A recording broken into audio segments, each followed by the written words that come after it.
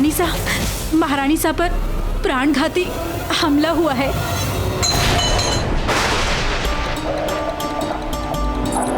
उठिए अमर सिंह जी, उठिए। क्या हुआ बुआ? आप रो क्यों रहे हैं? अमर सिंह जी, आपकी माँ साहब। क्या हुआ मेरी माँ को? अमर सिंह जी, हमारी भाभी साहब पे किसी ने आक्रमण कर दिया। आक्रमण? हमारी माँ पे? माँ!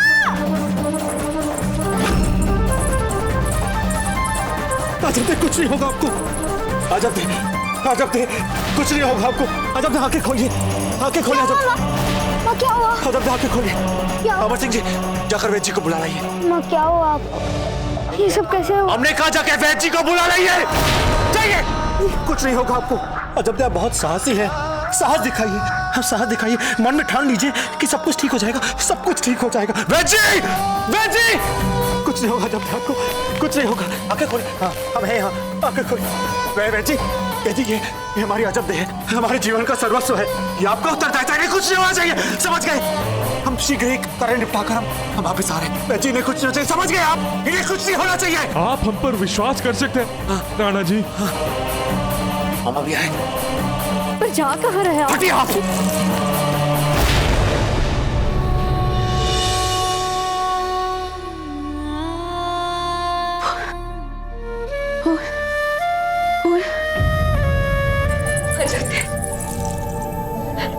अजब थे, आपको कुछ नहीं होगा। हम सब आपके साथ हैं। अजब थे, कुछ नहीं होगा आपको।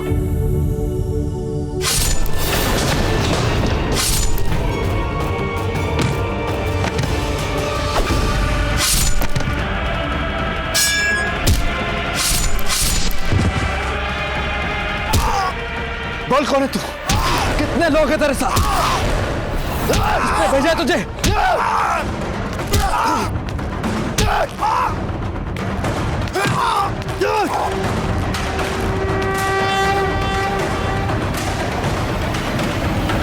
राणा जी, हमें लगता है कि आपको मारने के लिए उस काष्ठ हाथी के अंदर भेजा गया था इन सभी को।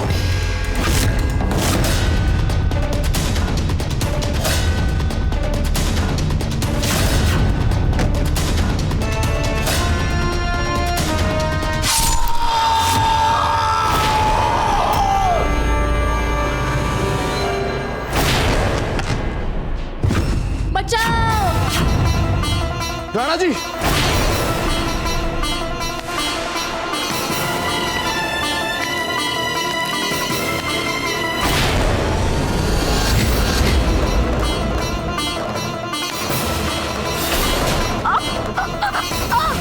देखो प्रताप, आगे मत बढ़ना। इस वक्त इसकी जान मेरे हाथ में। इसको मार दूंगा मैं। आगे मत बढ़ना, सचमुच मार दूंगा इसे।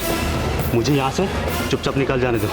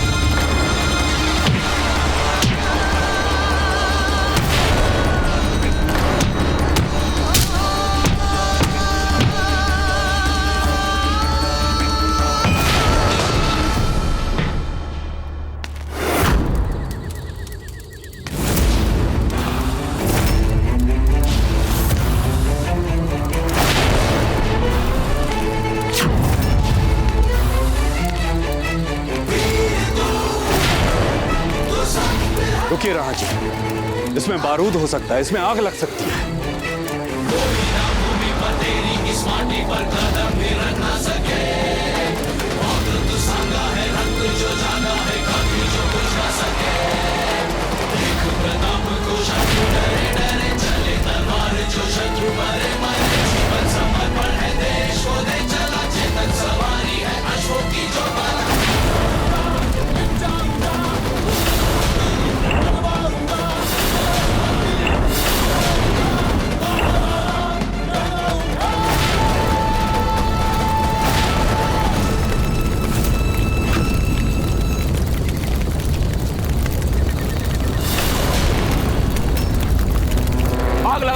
आपने तो हाथी में जिंदा जलाना चाहता है क्या ये हमें?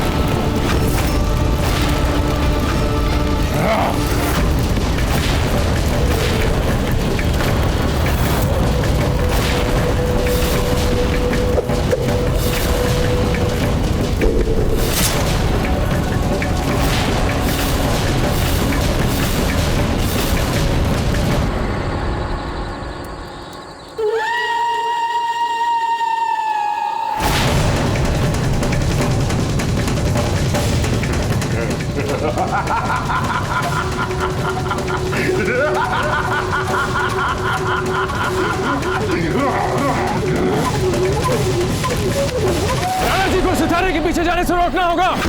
रोकिए राणा जी को, ऐसी क्षण जाइए उनके पीछे, शीघ्र शीघ्र।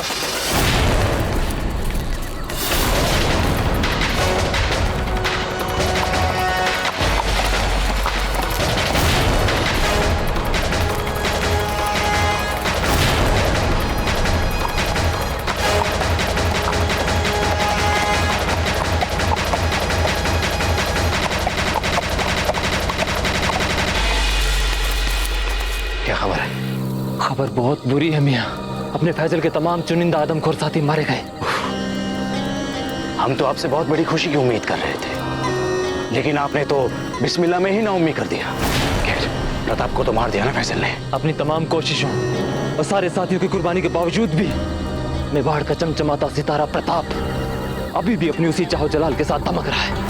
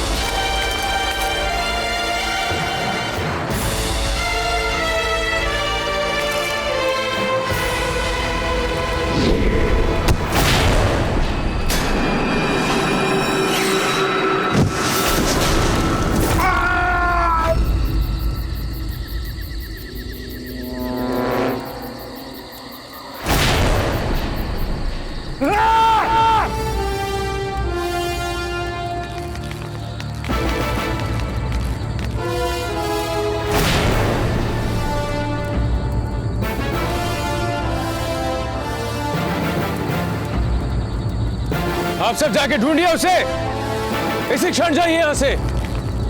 राणा जी, अजब दे आपकी प्रतीक्षा कर रही हैं। संभवतः उनके पास अधिक समय नहीं बचा। राणा जी, निसंदेह आपको पीड़ा होगी, किंतु इस खंजर का निकालना अति आवश्यक है।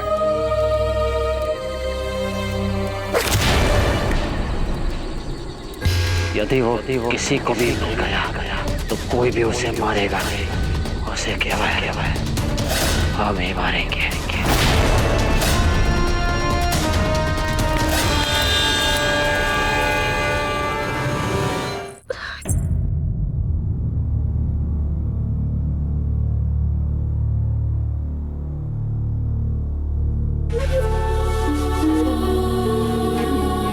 अमर सिंह जी, आपको हमारे साथ चलना पड़ेगा।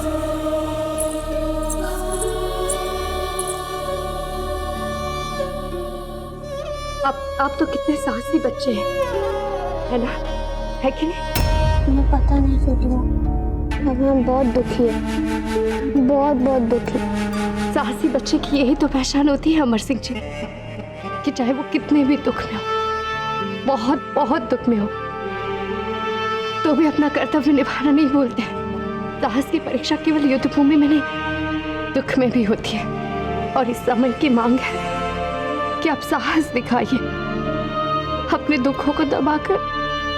इस समय आपको अपनी मासा के पास होना चाहिए। नहीं, इस समय आपकी मासा बहुत कष्ट में आपके लिए पूछ रही है। आपको उनके लिए अपने आप को दृढ़ बनाना होगा। साहस के साथ आपको उनका कष्ट, दुख, पीड़ा कम करने का प्रयास करना होगा। बस अमर सिंह जी, बस रोते नहीं है।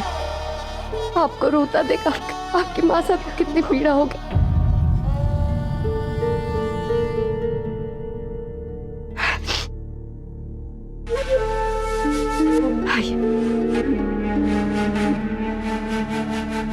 रक्त बहुत बह चुका है महारानी साहब, अब हम क्या कर सकते हैं?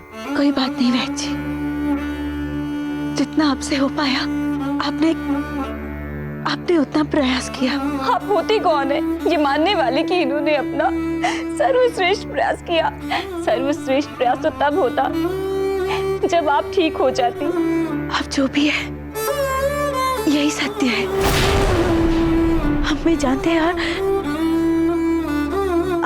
आप भी मत कीजिए ऐसी बुरी बातें भाभी साहब। आपने क्या कहा था हमसे कि आप हमारे हाथ पीले करवाएंगी ना, तो फिर वीर शतरानी हो के आप ऐसे कैसे इतने जल्दी अपना वचन तोड़ सकती है? चांद बिल्कुल ठीक कह रही है। आप कैसे अपने कर्तव्य को भुला सकती हैं? महारानी हैं आप मेवाड़ की, कल की होने वाली राजमाता हैं आप। आपको अपने कर्तव्य निभाने ही होंगे।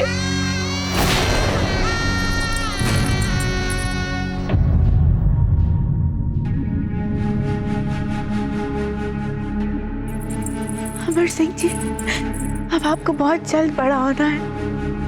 आपको आपकी दाची राज का ध्यान रखना है, जिसे हमने आपका रखा था। यदि आपने उनका ध्यान नहीं रखा तो कौन देखेगा उन्हें? आपको सब करना है अमर सिंह जी। नहीं माँ, आप हमें छोड़ के कहीं नहीं जा सकती।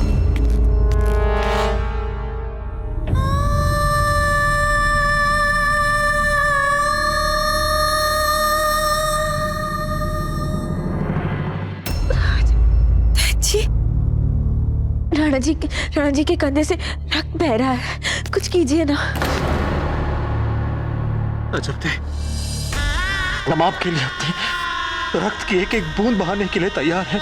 आप ही ने तो हमें कहा था अजब दे कि आप कितनी भाग्यशाली हैं, अपनों को यह भागा बनाकर कहां जाने की बात कर रही है। राणा जी, हमने आपसे कहा था ना कि हमें आपका प्रेम इस जन्म में भी मिलेगा, अगले जन्म में भी, और इसके बाद के जन्म में भी मिलेगा। याद है ना आपको?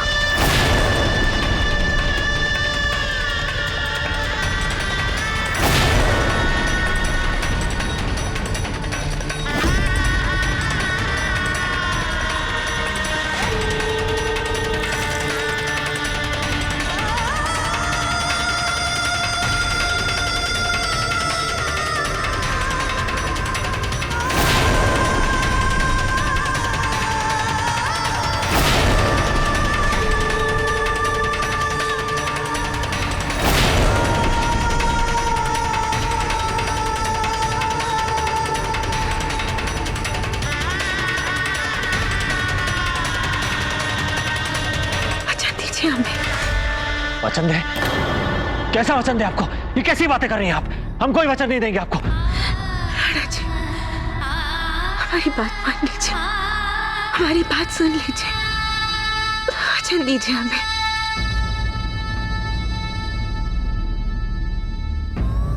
कि आप फूल को अपनी अपनी अर्धांगिनी के रूप में स्वीकार करेंगे।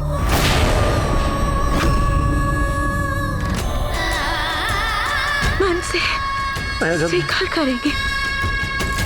अजब दे, अजब दे, अजब दे, अजब।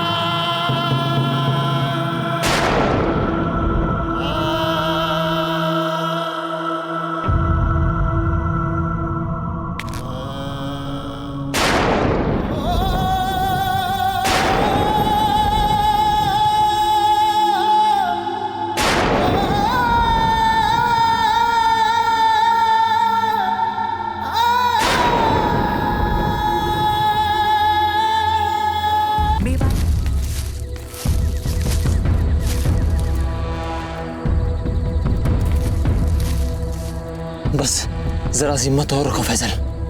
ये लोग यहाँ वहाँ मुंह मार कर अभी चले जाएंगे। अंधेरा होने के बाद कोई नहीं खोजने वाला इस इलाके को। फिर मैं और मुल्तान पूरी हिफाजत के साथ तुम्हें ले चलेंगे आगरा। बादशाह सलामत की सख्त हिदायत थी, इस मुहिम के चाहे जो भी नतीजे निकले और तुम्हें जिंदा आगरा वापस लेकर आया जाए। फक्र करते हैं वो तुम पर। हमें लगता है यहाँ से कोई आवाज आ रही है। आप यहाँ रुके, हम देख के आते हैं।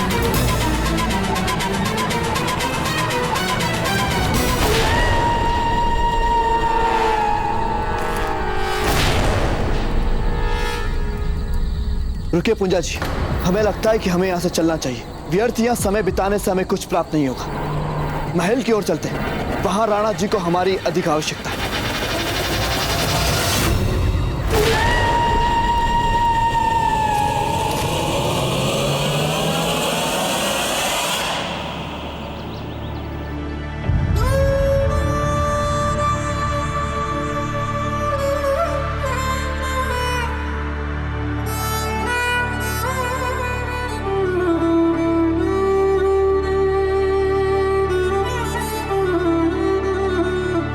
फूल, आप अजबदे की सबसे प्रिय सखी हैं, एक सुहागन है। यह अजबदे के विवाह के गहने और विवाह का जोड़ा उनकी अंतिम विदाई के लिए आप सजाएंगी उन्हें सुहागन के रूप में।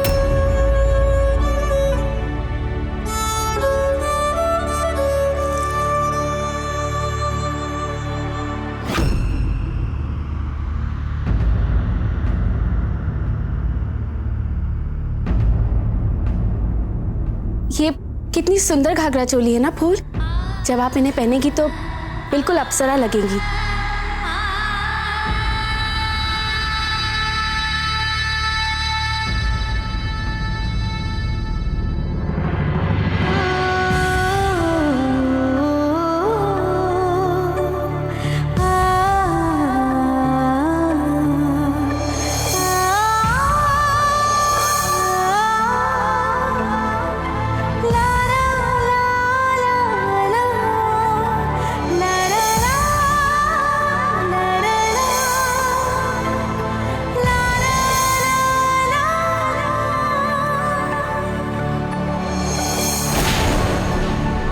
मक्कारी और धोखेबाजी की सारी सीमाएं लांघ गए हैं मुगल। यदि अब हमने चुन चुन के इन सभी की गर्दन नहीं उड़ाई तो हमारा नाम भी राव चंद्रसेन राठौड़ नहीं। हाँ हाँ, हाथ पर हाथ धरे नहीं बैठेंगे हम भी। उन्होंने हमारे घर में छल से घुसकर ये सब किया है ना, हम भी उनके घर में घुस के मारेंगे। ताक पे रख देंगे सब नीतियां। निर्दयी हत्यारे हैं ना, अब उन्हें ईंट का उत्तर पत्थर से देंगे हम। हाँ, सच कहा आपने, अब पानी सर से ऊपर निकल चुका है।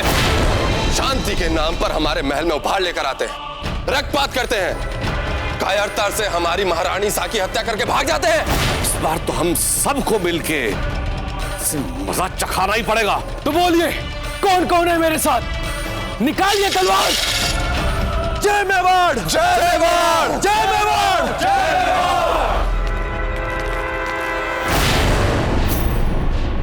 सब अपनी अपनी तलवारों को मैदान में डाल लीजिए।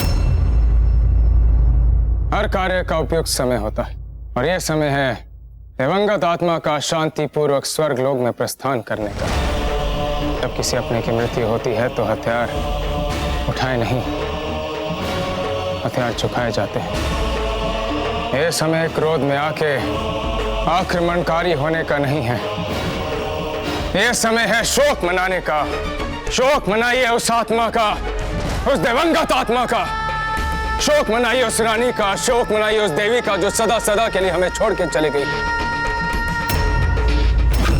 हम बदला अवश्य लेंगे, किंतु इस समय नहीं। जिस प्रकार उन मुगलों ने यह समय हमारे लिए निर्धारित किया है, उसी प्रकार हम भी समय निर्धारित करेंगे। उनसे बदला लेने का, उन पे आक्रमण करने का, उन्हें शोकग्रस्त करने का, उन्हें बर्बाद करने का। यह समय है राणा जी का साथ देने का, उनके साथ कदम से कदम मिला के चलने का, ना कि उन्हें यूं शोकग्रस्त छोड़कर रणभूमि में जाने का। हम आप सबसे आग्रह करते हैं कि आप अपनी तलवारों को मैदान में डाल दीजिए।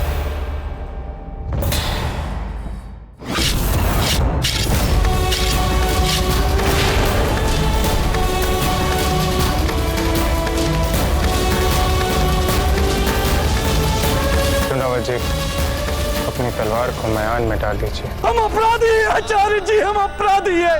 इस महल का उत्तरदायित्व हम पे था। हम हमेशा सजग रहते थे, किंतु ऐसी कौन सी चूक हो गई हमसे आचार्य जी। चुनावत जी, शांत हो जाइए।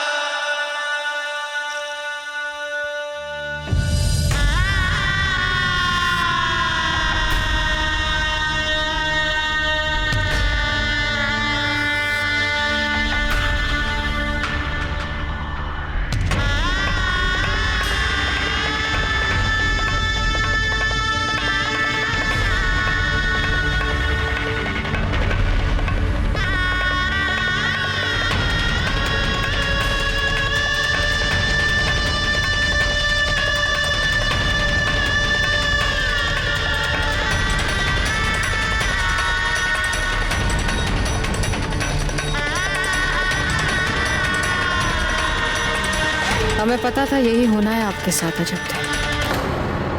बचपन में जब पहली बार आप बिजोलिया से फूल के साथ हमारे राजमहल में आई थी, हमें तभी भान हो गया कि एक दिन ऐसा ही कुछ होना है आपके साथ। और देखिए, आज वही हुआ आपके साथ। यदि हमारे अनुसार चलती तो बचा लेते आपको। राजमाता जी, महाहिंसा को अंतिम यात्रा पे ले जाने के लिए 4 कांधा देने वाले चाहिए। ये सौभाग्य तो हमें प्राप्त होना चाहिए राजमाता। संबंधी हैं हम महारानी सा के। हमारे पिताजी अपने आप को महारानी सा के मामा मानते थे, इसीलिए हम भाई हुए महारानी सा के। हम देंगे अपनी बहन को कांधा। फूल की सबसे प्यारी सखी थी अजबदे, जैसे हमारे लिए फूल वैसे ही अजबदे। हम देंगे हमारी अजबदे को कांधा। राम नाम, राम नाम, राम नाम, राम नाम, राम नाम, राम नाम, राम नाम, राम नाम।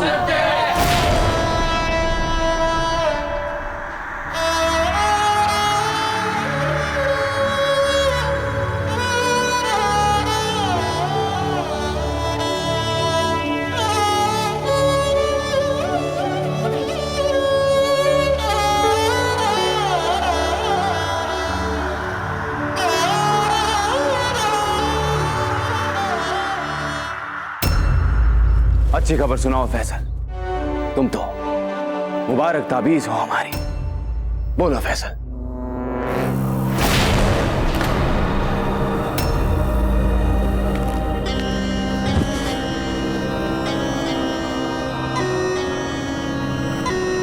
तुम्हारी खामोशी हमें बेकरार कर रही है फैसल। बोलो कि जो जिम्मेदारी इतने यकीन के साथ दी थी हमने तुम्हें, उसे बखूबी अंजाम दिया है तुमने। फैजल खान बोलो, इतने खामोश क्यों हो?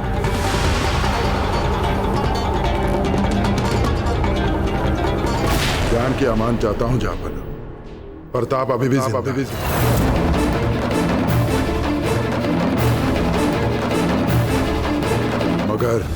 मगर क्या? महारानी अजब दे अब नहीं रही इस दुनिया।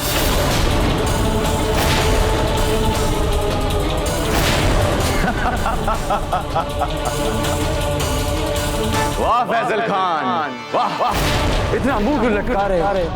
तुमने तो हमारी पहली कामयाबी की खबर सुनाई। प्रताप को नुकसान पहुंचाने की जो जद्दोजहद में रहे, माना तुम प्रताप को मारने में नाकामयाब हो, पर तुमने उसे मार डाला जिसे दिलो जान से चाहता था प्रताप। अजब दे, मजा आ गया।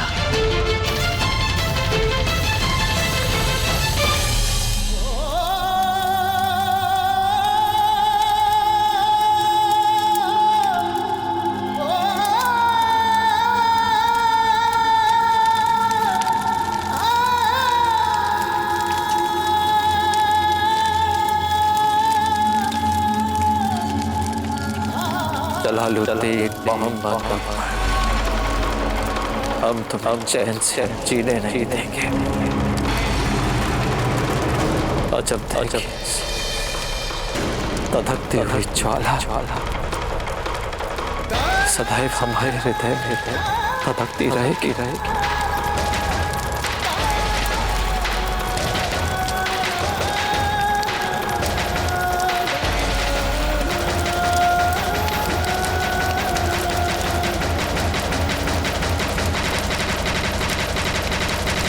राणा जी, आप कब तक यहाँ इस तरह बैठे रहेंगे? चिता की आग बुझने में अभी समय लगेगा। पंडित जी, मन तो कर रहा है कि आजीवन यहीं बैठे रहे। आपका इनके प्रति अब अंतिम कर्तव्य ये बचता है कि चिता के ठंडा होने के पश्चात विधि विधान के साथ आप इनकी अस्थियों को एकत्रित कर आप गंगा में प्रवाहित कर दे।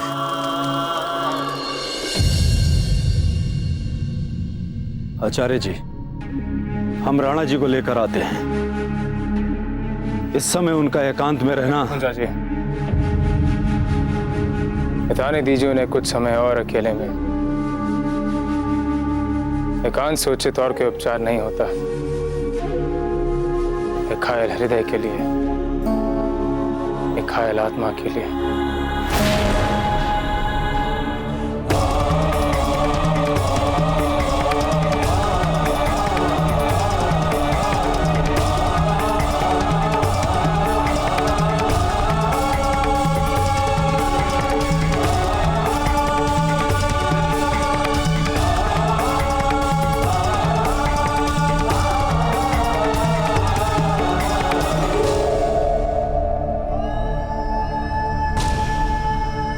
भले ही आज हमने अपना सबसे बहुमूल्य साथी क्यों न खोया हो, किंतु रात तो आप लोगों की भी जागते हुए ही बीती होगी, असुरक्षा और तनाव में बीती होगी। जब तक हम उन मुगलों से हत्या का अवश्य का बदला नहीं ले लेते, जब तक हम चित्तौड़ के नरसंहार का बदला नहीं ले लेते, जब तक हम उन मुगलों से चित्तौड़ वापस नहीं ले लेते, हम सोने और चांदी के बर्तनों में नहीं बल्कि पत्तल के दोनों में भोजन करेंगे। हम शैया पर नहीं बल्कि घास के बिछौने पर सोएंगे। हम अपने मूंछों को ताव तब तक नहीं देंगे जब तक हम उन मुगलों से बदला नहीं ले रहे थे। राणा जी, अब से हमारी हर एक श्वास केवल इस बदले को पूरा करने के लिए। किंतु इस समय राणा जी, आप अपने ध्यान को केवल इन अस्थियों को गंगा में प्रवाहित करने के बारे में ही एकत्रित कीजिए। अब से 13 दिन हम सब के लिए शोक के दिन हैं और इन 13 दिनों तक राजपूतानी परंपरा के अनुसार हम सब में कोई भी अस्त्र शस्त्र नहीं उठाएंगे। किंतु इन 13 दिनों के पश्चात राणा जी, इस बदले की योजना के साथ हम आपका मेवाड़ में पुनः स्वागत करेंगे।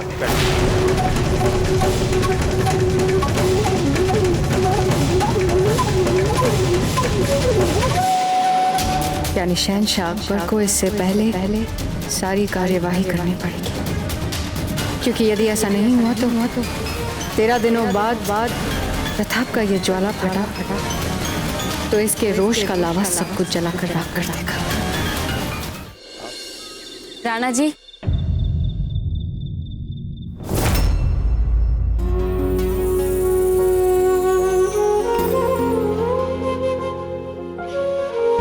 सोच से सिर्फ मन भर सकता है, पेट नहीं। आइए, आकर भोजन कर लीजिए। अजब थे, आप सदैव यूं हमारे निकट ही रहिएगा। हम बिना भोजन किए जन्म जन्मांतर तक बस आपको यूं ही देखना चाहते हैं, आपके पास रहना चाहते हैं, आपसे दूर नहीं जाना चाहते हम।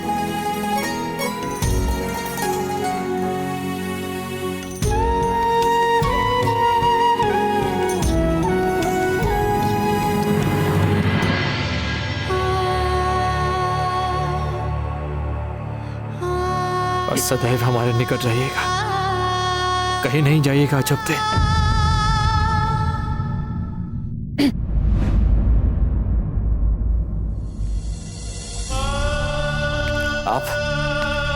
आप कब आई? बस अभी वो भोजन तैयार है तो हमने सोचा आपसे पूछ ले। अब भोजन हमारे साथ करेंगे। हमें भूख नहीं। यही अमर सिंह जी भी कह रहे हैं कल रात से। अमर सिंह जी ने कल रात से भोजन नहीं किया और आप हमें अब बता रही हैं।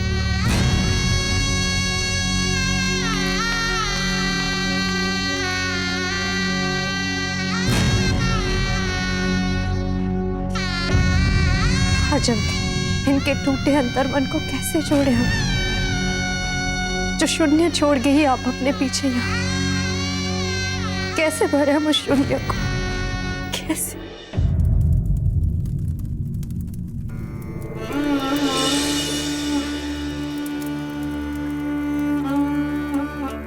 माँ, हमें क्या पता था कि आप हमें अंतिम बार अपनी बाहों में ले रही हैं। यदि हमें पता होता तो हम आपको छोड़ते ही नहीं, हम आपको पकड़े रहते। अमर सिंह जी,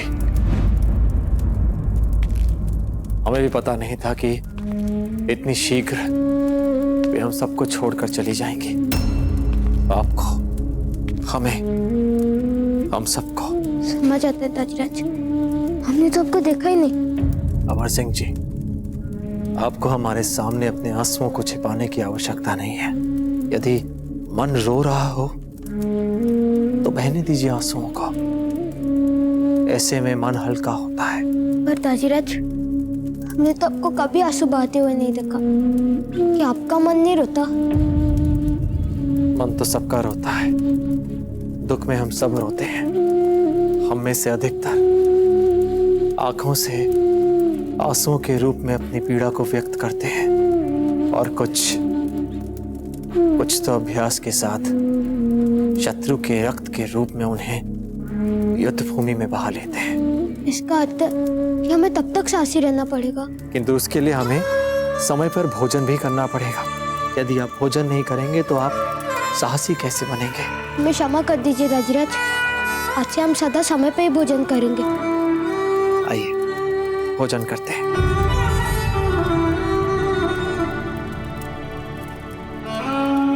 जो आनंद आपको अपनी माँ के हाथों से भोजन खाते समय मिलता था, और निश्चित रूप से अभी तो नहीं मिल रहा होगा, है ना?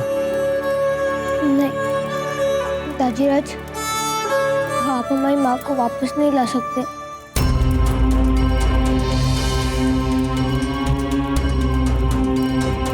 नहीं अमर सिंह जी, जो हमें एक बार छोड़कर चले जाते हैं वे फिर कभी लौट कर नहीं आते।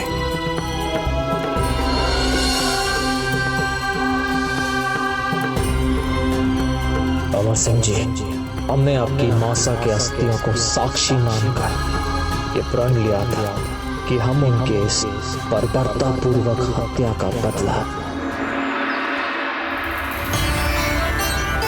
रामैया, क्षमा करनी राजमाता।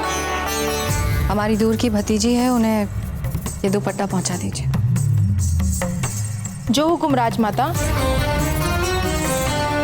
कितनी साहसी और निडर हो गई हैं आप धीर कुमारी, कम नहीं है किसी वीर वीरांगना से। शहंशाह मेवाड़ के साथ चल रही हमारी इस अमन की मुहिम में फैजल खान को शामिल करके कुछ बेखौफ होकर गई है। फैजल खान को शामिल करके ठीक नहीं किया आपने। ऐसा लगता है आपको? हमें तो लगता है कि रियासत की बेसात में बहुत ही बेहतरीन चाल थी हमारी। फकत फैजल खान ने जो एक रात में नुकसान पहुंचाया है मेवाड़ को, वो आप आज तक नहीं कर पाए। जब हत्यारों को ही भेजना था नरसंहार के लिए, हत्याओं के लिए, तो फिर हमें क्यों भेजा वहां? अमन के लिए, दोस्ती के लिए, मेवाड़ के साथ दोस्ती का रिश्ता कायम करने के लिए। क्योंकि हम जानते थे कि आप पूरी संजीदगी के साथ अमन की बात करेंगे उनके साथ। मान सिंह जी, आप चाहे माने या ना माने, पर हम तो चाहते थे अमन और दोस्ती। पूरी संजीदगी के साथ दोस्ती करना चाहते थे हम प्रताप के साथ। बस फैजल वाली बात तो एहतियातन थी कि अगर आप अपनी कोशिशों के बावजूद इस मुहिम में नाकामयाब हो जाते तो उसे सूरत देने के लिए थी फैजल वाली चाल। इसका मतलब बहुत पहले से सोच रखी थी आपने ये हत्याकांड वाली योजना, और आप जानबूझकर हमें इससे दूर रखना चाहते थे, क्योंकि आप जानते थे कि यदि हमें पता चल गया तो हम कभी भी आपको ऐसी चाल चलने की सलाह नहीं देते। मान सिंह जी, आपका मसला ये है कि आप समझदार हैं। आपके नजरिए से आप जब हमें समझते हैं तो फिर आपका जाती नजरिया प्रताप को लेकर आपका कुछ और नजरिया है, मेवाड़ को लेकर आपका एक अपना नजरिया है, और राजपुताने को लेकर भी आपका कोई और ही नजरिया है। वैसे हमारे भी एक नहीं कई कई नजरिए हैं। इसीलिए हम जलालुद्दीन मोहम्मद अकबर हैं, क्योंकि हम प्रताप के एक नहीं कई नजरियों को जानते हैं। इसलिए अगर एक चाल नाकामयाब हो जाए तो दूसरी चाल को सोचना तो बाकायदा ही सियासी मामला है।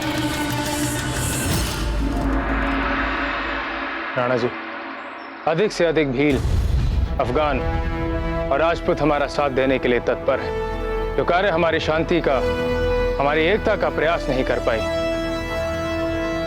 तो इस अकबर की घृणात्मक कायरतापूर्व कृत्य ने कर दिखाया। समस्त राजपुताने को पता चल गया अकबर की असलियत को, कि वह एक नर पिशाच है। इसमें ना तो हृदय है और ना ही कोई भावनाएं। अब हम सबको एकजुट होकर उससे अपनी मातृभूमि से खदेड़ना। आचार्य जी, एक निर्णायक पूर्ण और विध्वंसकारी आक्रमण के लिए आपको जो करना है आप कीजिए। केवल अपने मित्र रियासतों को ही नहीं बल्कि आसपास के सभी राज्यों को शीघ्र ही साथ जोड़ने का प्रयास करें। हम उस मुगल को एक ऐसा पाठ पढ़ाना चाहते हैं कि केवल वो ही नहीं बल्कि उसकी आने वाली पीढ़ियां भी उसे भुला ना सके। इतना समझाने के बावजूद भी आपको तसल्ली नहीं हुई है। वजह फरमाया आपने शहंशाह। हम आपसे एक बात अर्ज करना चाहते हैं कि पूरे राजपुताने में बहुत गहरा धक्का लगा है हमारी छवि को, और इस दुख की घड़ी में सबको प्रताप के साथ सहानुभूति और हमसे घृणा हो रही है शहंशाह। कीमत तो चुकानी पड़ती है मान सिंह जी, कुछ हासिल करने के एवज में, लेकिन बहुत मुश्किल होगा उन लोगों के लिए साबित करना कि इन सब में हमारा हाथ था। दरअसल हमें तो कुछ पता ही नहीं, हम तो गए थे वहां अमन की बात करने के लिए, और उन्होंने हमारी अमन की तजवीज़ को ठुकरा दिया और हम वापस लौट आए। उसके बाद वहाँ पर क्या हुआ, कैसे हुआ, क्यों हुआ, हमें क्या पता। आपने जो कुछ भी किया वो हो सकता है कि हमारी राजनीतिक आवश्यकताएं हों, किंतु हीर बुआ साहब वो तो राजनीतिज्ञ नहीं है ना। उनको ये पता चलेगा तो कितना गहरा धक्का लगेगा उन्हें। उनको कभी ये पता नहीं लगना चाहिए कि उपहार के नाम पर धोखा दिया गया है प्रताप को। यदि उनको ये पता चल गया तो वो आपको क्षमा करें या ना करें ये तो हम नहीं जानते, किंतु जीवन भर वो अपने आप को कभी क्षमा नहीं कर पाएंगे। उनको कौन बताएगा ये सच्चाई? किस हमली मुश्किलात की वजह से अजबदे का इंतकाल हुआ है। अपनी स्थिति को सुदृढ़ कीजिए। जी राणा जी। राजेराज, हम भी चलेंगे आपके साथ। हम यहाँ महल में अकेले नहीं रह सकते। नहीं अमर सिंह जी, ये कार्य हमें अकेले ही करना होगा, आप नहीं जा सकते। नहीं राजेराज। हट मत कीजिए अमर सिंह जी। आप तो जानते हैं ना कि यदि आपने अपने दाजीराज का कहना नहीं माना तो कितना दुख पहुंचेगा आपकी मासा को। क्या आप उनकी आत्मा को दुखाएंगे अपनी इस हट से? नहीं ना? तो कह दीजिए अपने दाजीराज को कि हम कुंवर साहेब मेवाड़ के।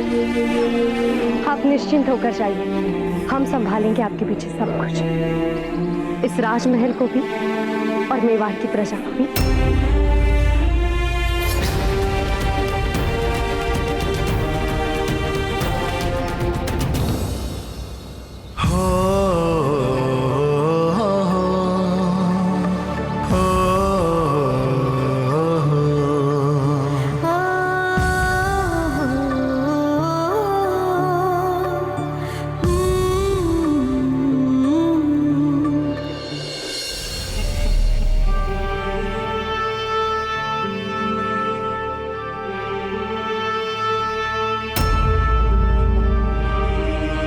हीर भाई, यूं आपका गमज़दा और परेशान होना हमारे होने वाली औलाद के लिए मुनासिब नहीं है। और अजबदे की होने वाली संतान वो तो इस संसार में आने से पहले अपनी माँ के साथ चली गई ना। यकीनन वो बहुत ही अफसोसनाक है, पर उसकी रजा का कोई क्या कर सकता है? कम से कम हम उन्हें एक शोक संदेश तो भेज ही सकते हैं ना। भेज सकते हैं और भेजना भी चाहिए, पर उन्होंने हमारी दोस्ती को ठुकरा दिया। अब वो हमें अपने काबिल दोस्त ही ना समझे तो उनके गम में कैसे भेज सकते हैं हम कोई पैगाम? पता नहीं मित्रता के इतने प्रयास के उपरांत भी प्रताप हमसे इतनी दूरी क्यों बनाए रख रहे? जाहिर है जब कोई दिल में ऐसी नाएतबारी और नफरत पैदा कर लेता है तो अक्सर ऐसा ही होता है। शहंशाह का इकबाल बुलंद हो, मेवाड़ से आपके लिए पैगाम आया हुजूर। अवश्य ही प्रताप का संदेश आया होगा। गुस्ताख! कोई भी चौंकाने वाली खबर मलिका के लिए अजाब हो सकती है, जानते नहीं तुम?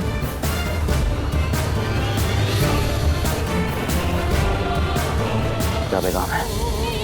धीर भाई जी ने कहलवाया हुजूर कि मेवाड़ में 13 दिन तक सौख रहे और इस दौरान कोई भी राजपूत हथियार छू नहीं सकता।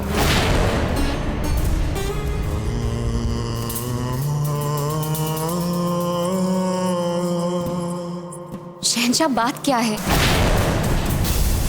इतनी बुरी खबर है कि हम आपको बताना मुनासिब नहीं समझते। जितना बुरा समाचार हमने सुना है मेवाड़ का, उससे अधिक दुखदायी समाचार हो ही नहीं सकती शहंशाह। अजबदे की मृत्यु से बढ़कर कोई और समाचार दुखदायी हो सकती है? शहंशाह में बताइए, हमारा मन विचलित हो रहा है मेवाड़ के बारे में जानने के लिए। हमें जिस बात का अंदेशा था वही हुआ। वहां महल में जो हादसा हुआ उसका इल्जाम प्रताप ने हम पर लगाया है। मुझे लगता है वो हादसा हमने करवाया है। हमसे जंग करना चाहते हैं वो। हे भगवान, क्या हम मेवाड़ के साथ मित्रता का प्रयास फिर से नहीं कर सकते शहंशाह? मेवाड़ ने तय कर लिया है कि वो अब हमारे साथ जंग करेंगे। हमें भी अब मजबूरन तय करना पड़ेगा कि हम क्या करें। उन्होंने हमारे खिलाफ फैलाने जंग कर दी है, हम भी हाथ पे हाथ रखकर नहीं बैठ सकते। उनका जवाब तो हमें भी देना पड़ेगा।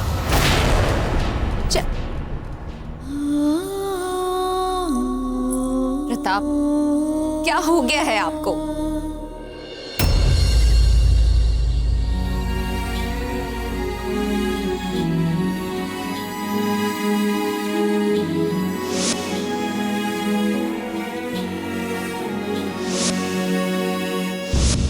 कौन विश्वास करेगा कि राणा प्रताप जैसे शूरवीर भी ऐसी प्रेम भरी बातें कर सकते हैं। बाबूजीराज, आप थोड़ा विश्राम कर लीजिए। अस्थि विसर्जन तो सुबह ब्रह्मकाल पे ही होगी। हम अपने अजबदे के साथ कुछ पल और बिताना चाहते हैं।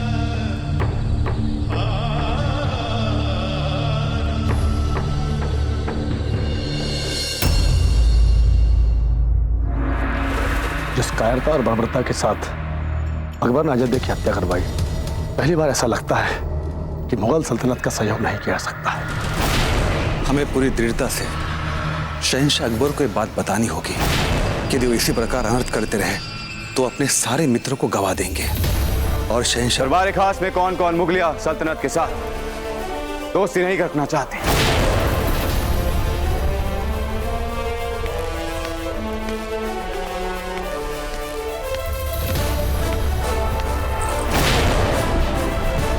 बताइए, वो कौन कौन है जो मुगलों के साथ दोस्ती नहीं रखना चाहते? क्योंकि दुनिया जानती कि शहंशाह मोहम्मद अहमद अगर किसी के साथ दोस्ती करता है तो पूरे खुलूस, एतबार और गर्मजोशी के साथ करता है, और अगर किसी के साथ दुश्मनी करता है तो वो भी पूरे जोश और खरोश के साथ करता है। हमारा उसूल है या कुछ भी कर पूरी शिद्दत के साथ। तो फरमाइए, कौन कौन हमारे साथ दोस्ती नहीं रखते?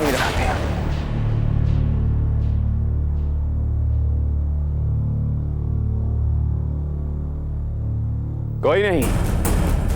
माशाअल्लाह, हमारा भी यही ख्याल था। इसीलिए आज हमने आप सबको यहां बुलाया है ताकि हम अपना अगला कदम आप सबके सामने जाया कर सकें। अगला कदम शहंशाह? मेवाड़ पे कब्जा।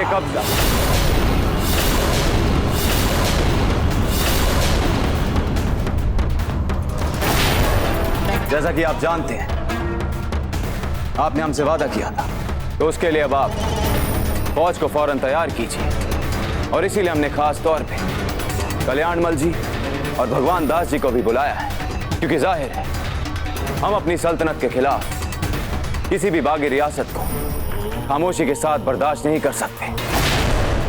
या तो हमारे साथ दोस्ती कीजिए या फिर दुश्मनी, ताकि जो आमने सामने बैठ के फैसले लिए जा सकते हैं वो मैदान जंग में लिए जाएं। और हम उम्मीद करते हैं कि बागी रियासतों को अपने साथ शामिल करने की मुहिम रियासत बीकानेर और रियासत आमेर सियासी तौर पर हमारा साथ दें, क्योंकि आप सब जानते हैं कि हमने अपनी तरफ से पहल की थी, मेवाड़ के साथ दोस्ती, मान सिंह जी के साथ अमन का पैगाम भी भिजवाया, लेकिन उन्होंने हमारी इस पेशकश को ठुकरा दिया। उन्हें हमारे साथ दोस्ती नहीं करनी है तो ठीक है, हम उनके साथ जंग कर लेते हैं। हम कुछ गलत तो नहीं कह रहे हैं कल्याणमल जी? जी शहंशाह। भगवान दास जी? जी शहंशाह। और शहंशाह, इतनी जल्दी क्या है आक्रमण के लिए? अभी पूरी तैयारियां तो कर लें हम युद्ध के लिए। नहीं मान सिंह जी, इस वक्त मेवाड़ मातम मना रहा है और प्रताप भी अपनी रियासत में नहीं होगा। ये सबसे बेहतरीन मौका होगा हमारे मेवाड़ पर हमला का।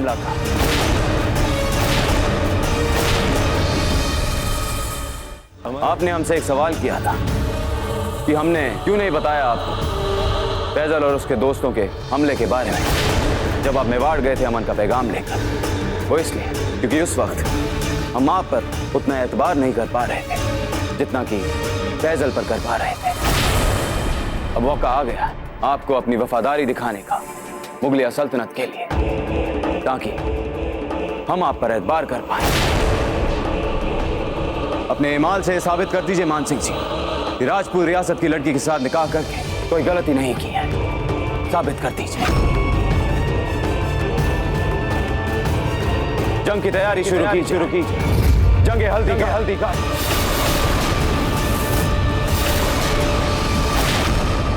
यलगार हो।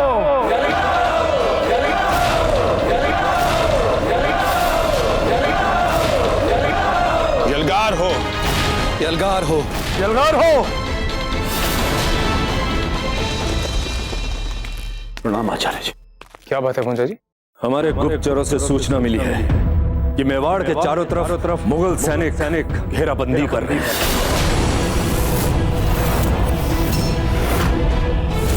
ये तोड़ नागौर और अजमेर के हर स्थान पर वो अपने सैनिक लामबंद कर मुगलों के साथ हमारा युद्ध आरंभ हो गया है। कैसे लड़ेंगे इस युद्ध को? हम तो महारानी सा के शोक में हैं। 13 दिन तक छू भी नहीं सकते हम इन हथियारों को। हम भील उठाएंगे हथियार, हम रोकेंगे मुगल सैनिकों को, और महादेव की सौगंध, भील के शरीर में आखिरी बूंद तक वो मुगल सैनिकों का सामना करेगा। नहीं पहुंचने देंगे हम उनको हल्दी घाटी तक। पूंजा जी, हम नहीं जानते कि क्या परिणाम होगा आपके साहसिक आत्मोत्सर्ग का, किंतु निसंदेह इतना अवश्य कह सकते हैं कि राणा जी के लौटने के पश्चात उन्हें आपके इस बलिदान पर बहुत गर्व होगा। फकत भीलों पर ही क्यों होगा फक्र राणा जी को? राणा जी को हमारी कुर्बानी पे भी करना पड़ेगा फक्र, क्योंकि हम अफगान भी अपनी जान की बाजी लगा देंगे। हम मुगलों के नापाक कदमों को, राणा जी के मातृ वतन की पाक सरजमी को नापाक नहीं करने देंगे।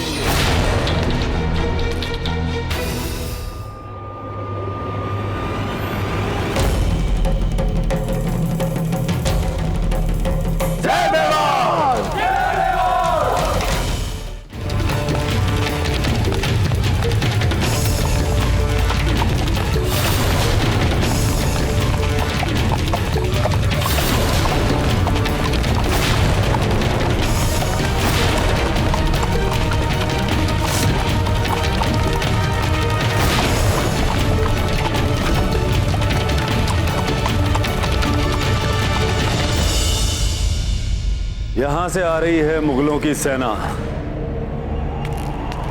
इस स्थान से हल्दी घाटी तक पहुंचने के लिए सबसे पहले उन्हें यह भूभाग पार करना पड़ेगा। इसे पार करने में उन्हें कितना समय लगेगा?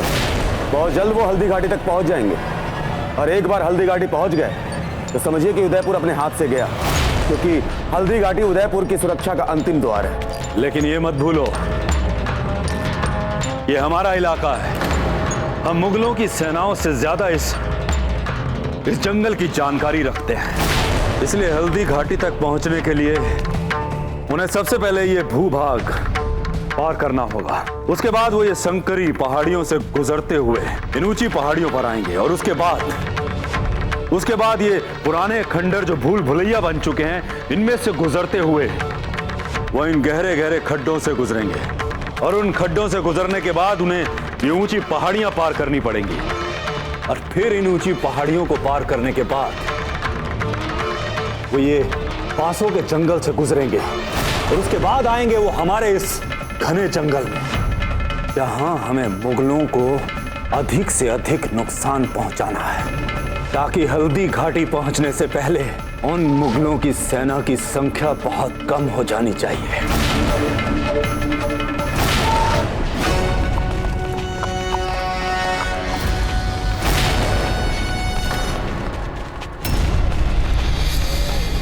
सारी मुगल फौज दाएं मुड़ेगी, दाएं मुड़।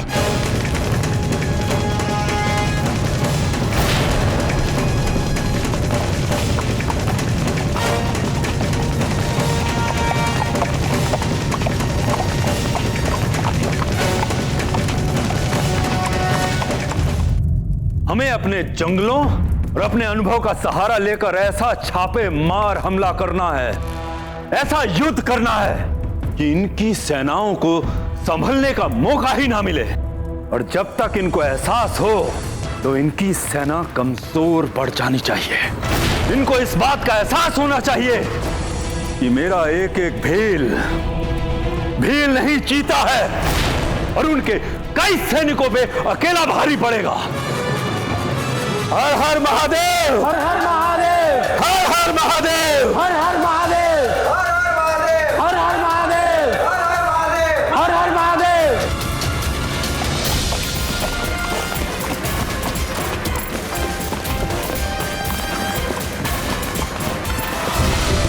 फैजल खान ने जो एक रात में नुकसान पहुंचाया है मेवाड़, वो आप आज तक नहीं कर पाए। किंतु हीर बुआसा वो तो राजनीतिज्ञ नहीं है ना। उनको कौन बताएगा ये सच्चाई? क्या बात है मान सिंह, आपका ध्यान कहाँ है? ये पूरा अभियान ही इतना मर्यादाहीन लग रहा है कि मान सिंह पागल हो गए हो क्या? इस सैन्य अभियान के आप प्रधान सेनापति हो, ऐसे कैसे बात कर सकते हैं आप? क्योंकि राजपूत हैं हम कल्याणमल जी, और जो कर रहे हैं विशेष रूप से जिस समय कर रहे हैं वो अधर्म है। हमें तो पता है ना कि राजपूत महारानी अजबदे के 13 दिन के शोक में अपने हथियार नहीं उठाते, तो फिर हथियार विहीन पर आक्रमण करना तो अधर्म हुआ ना।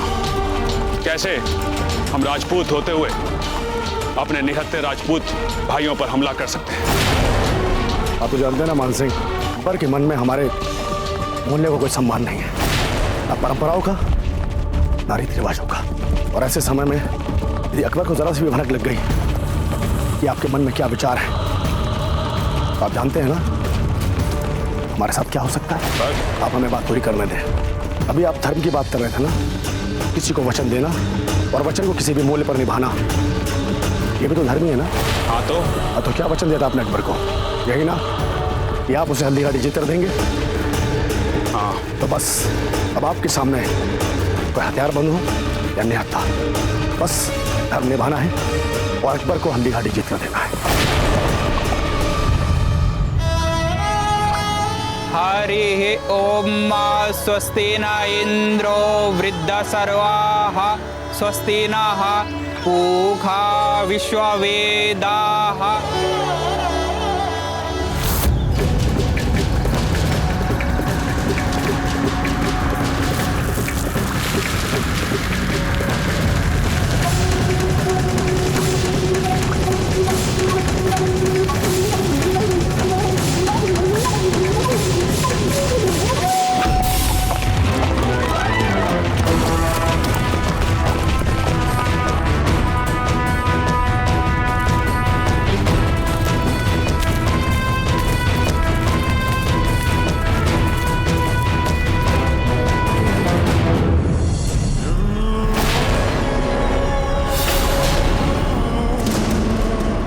अरे देखो तो बेचारे मेवाड़ अब तक मादम में डूबे हुए हैं लोग, कि हमारे इस्तकबाल के लिए चंद पैदल सिपाही तक नहीं भेज पाए। अरे माना कि इन्होंने हारना तो है ही हमसे, पर कम से कम दिखावे के लिए ही सही चंद सिपाही तो भेज देते हमसे मुकाबला करने की।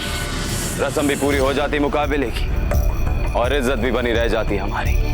अब देखो ना कितने अफसोस की बात है, दुनिया का इतना बड़ा बादशाह अपनी फौज और लाओ लश्कर के साथ हमला करने के लिए हल्दी घाटी के मुहाने तक आ जाए और उसके इस्तकबाल के लिए चंद सिपाही ना भेज पाए राजपूत। बड़े अफसोस की बात है ये।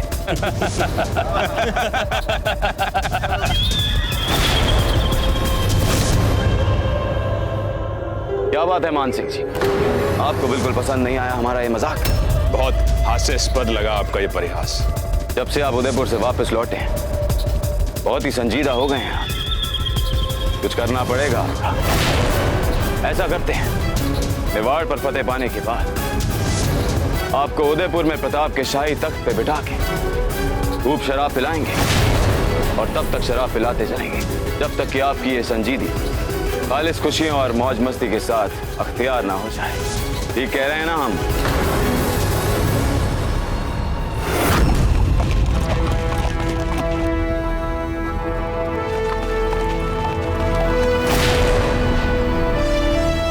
वो देखिए शहंशाह,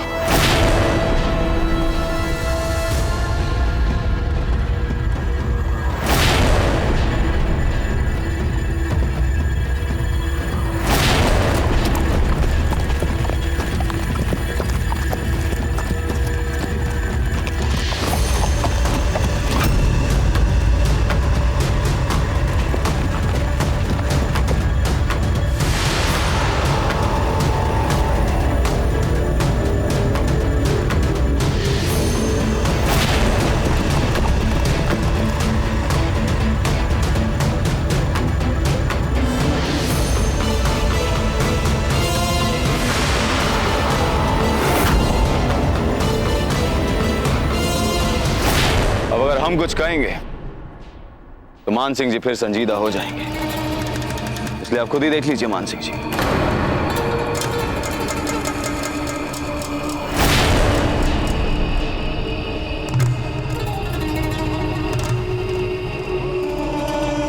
अब हमने तो ये मजाक में ही कहा था कि मुट्ठी भर लोग, हमें क्या पता था कि दुश्मन की जानिब से आ जाएंगे हमारे इस्तकबाल के लिए मन नहीं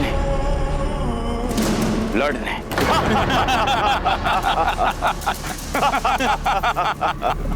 संख्या में हमें भी 400-500 से अधिक नहीं लग रहे हैं। गुस्ताखी माफ शहंशाह, पर इन मुट्ठी भर जंगलियों से आपका लड़ना तो शहंशाह हिंद की तौहीन हो जाएगी। इन सब का काम तमाम करने के लिए आप हम में से किसी एक को हुक्म दीजिए। क्या अहमखाना मशवरा दे रहे हो मुल्तान खान? अरे इनसे लड़ने के लिए हमारे सिपह सलार अगर उनके पास जाएंगे तो वो उसके लिए और हमारी फौज के लिए बहुत ही बाइस शर्म बात होगी। हमारे किसी मामूली से नायब को भेजो इनसे लड़ने के। हम जानते हैं कि किसे भेजा जा सकता है इन कंगालों से लड़ने के लिए। इकबाल खान, शहंशाह का इकबाल बुलंद हो। इकबाल खान, जाओ अपने 5000 सैनिकों का फौजी दस्ता लेकर जाओ और शहंशाह सलामत के रास्ते में आने वाले इन मच्छरों का सफाया कर डालो ताकि बादशाह सलामत पूरे सुकून के साथ अपने मुहिम पर आगे बढ़ सके। नहीं बहलोल खान, 10,000 सिपाहियों के साथ भेजो इकबाल खान को। मान सिंह जी डरते बहुत हैं। गुस्ताखी माफ शहंशाह, हमारे इस अभियान में ये पहला सैन्य विरोध सामने आया। इसे सफलतापूर्वक पराजित करने के लिए हमें सोच समझकर एक एक कदम उठाना पड़ेगा। जाओ इकबाल खान। जो हुकुम शहंशाह, सबको मार के आऊंगा।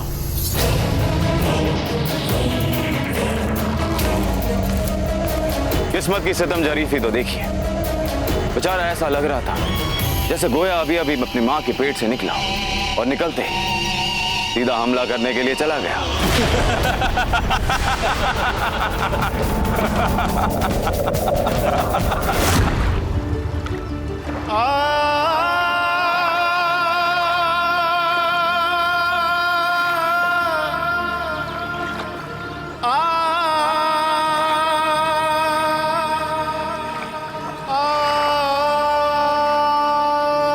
फौजीराज, पिंडदान की पूरी तैयारी हो चुकी है।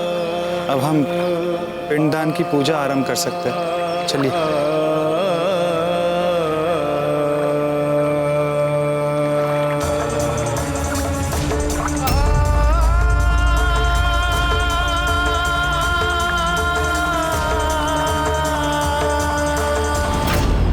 युद्ध, और वो भी बिना दादा भाई के। कहाँ मुगलों की विशाल सेना और कहाँ बिना दादा भाई के शोक में डूबा हुआ उदयपुर।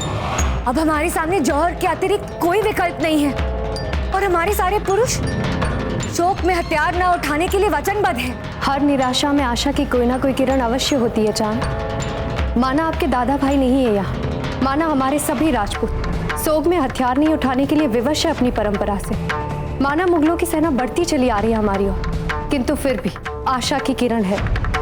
हमारे साथी भील, वे अपने प्राण न्योछावर करके भी इतनी सरलता से मुगलों को हल्दी घाटी तक नहीं पहुंचने देंगे।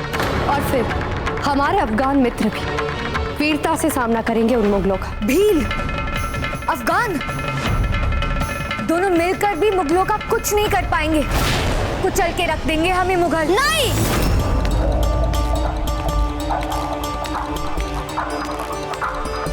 हम पराजित नहीं होंगे। कोई नहीं मरेगा यहाँ, कोई जौहर नहीं करेगा यहाँ। तलवार म्यान में रख दीजिए अमर सिंह जी। भूल गए आपके दाजीराज ने क्या वचन लिया है? जब तक अजब देख के 13 दिनों का शोक समाप्त नहीं हो जाता, कोई भी हथियार को छुएगा नहीं। क्या आप अपने दाजीराज के वचनों का सम्मान नहीं करते? रख दीजिए तलवार। हम तलवार नहीं रखेंगे। अमर सिंह जी, तलवार रख दीजिए, हमने कहा। हम नहीं छोड़ेंगे तलवार। उस मुगल ने मारा है हमारी माँ को। अमर सिंह जी, तलवार छोड़िए। कान खोलकर सुन लीजिए अमर सिंह जी, अब आप इस तलवार को हाथ नहीं लगाएंगे। हाँ, बहुत बुरी है। हम घृणा करते हैं आपसे। आप कभी हमारी माँ बन ही नहीं पाएंगी।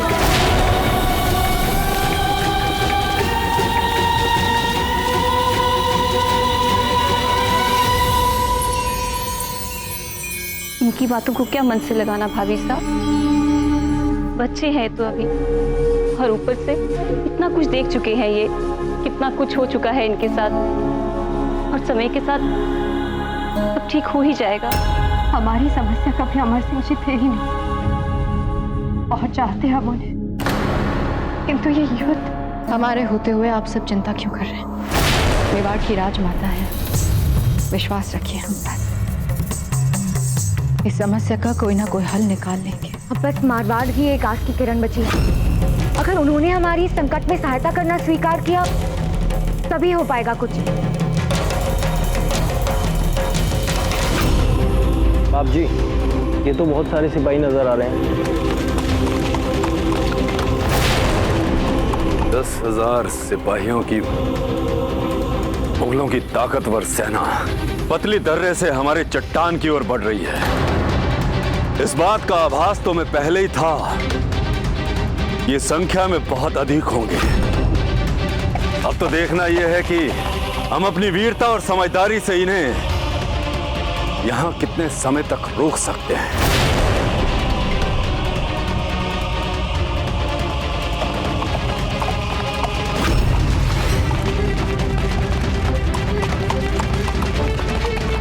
सरदार, समझ में नहीं आ रहा कि हम यहाँ क्या कर रहे हैं। सामने देखिए कितनी बड़ी फौज है मुगलों की। सरदार, ये हमारी लड़ाई नहीं है, ये मुगलों और मेवाड़ियों की लड़ाई है। हम क्या कर रहे हैं यहाँ?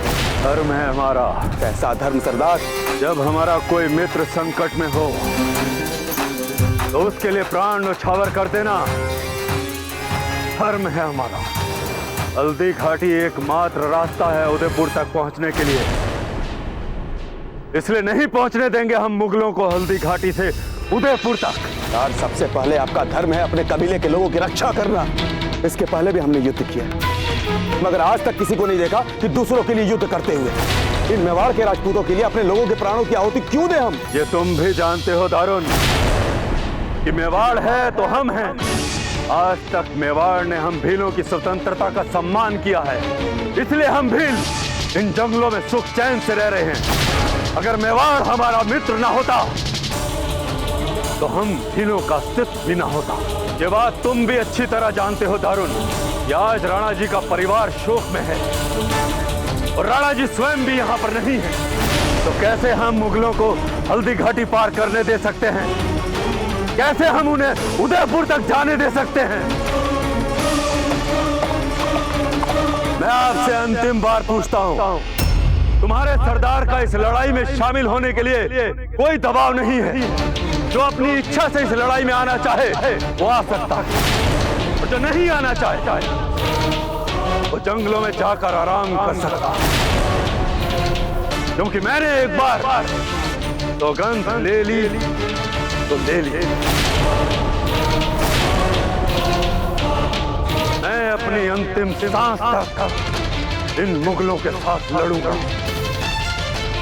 नहीं आने दूंगा अपने जीते जी इनको उदयपुर में। सोच लो अंतिम बार, तुम अपने सरदार के साथ हो या नहीं?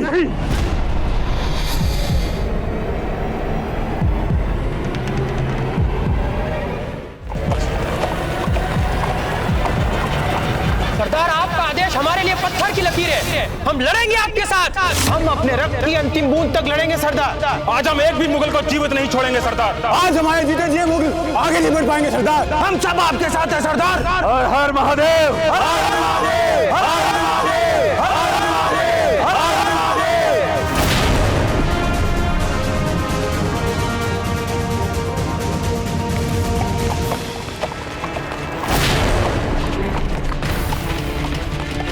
तीर वाले भील तीर लेकर आगे आकर तीर चलाने के लिए तैयार हो जाएं।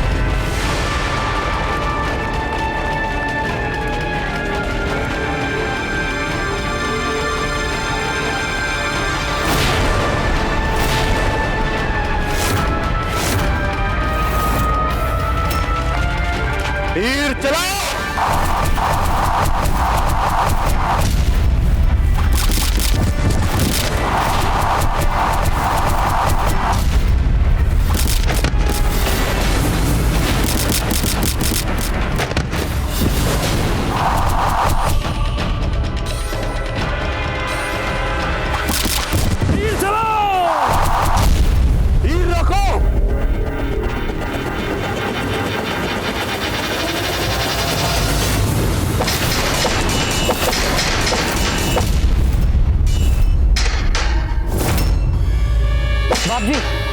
सभी तीरों से हम सामना नहीं कर पाएंगे। मुगलों की सेना बहुत बड़ी है।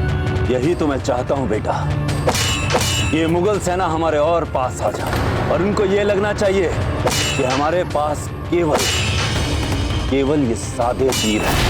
एक बार हमारे चक्रव्यूह में फंस जाए ये मुगल सेना, फिर बताएंगे इनको कि हम भील नहीं, जीते हैं चीते।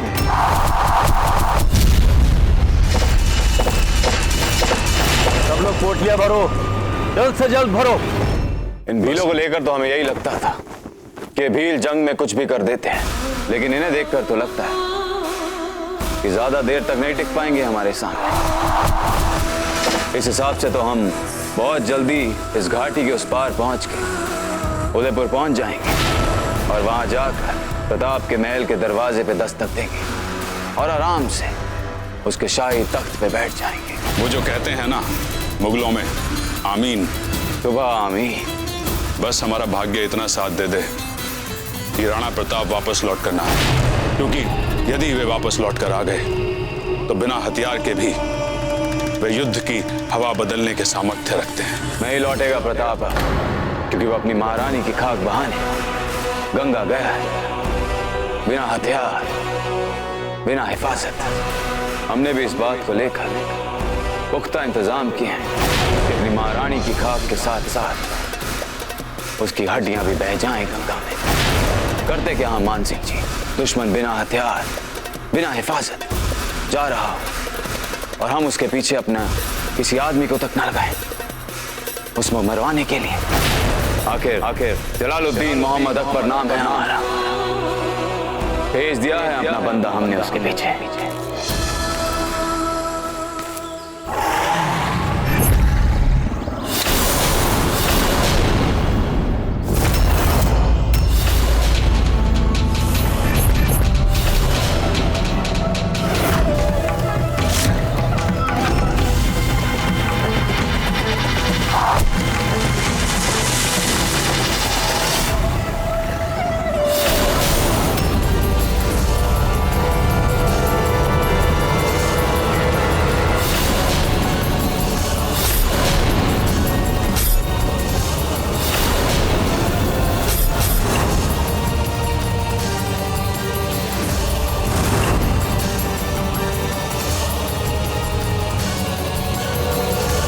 मेवाड़ के वीर महाराणा प्रताप के जीवन को करीब से जानने के लिए चैनल को सब्सक्राइब करें और बेल आइकॉन दबाना न भूलें।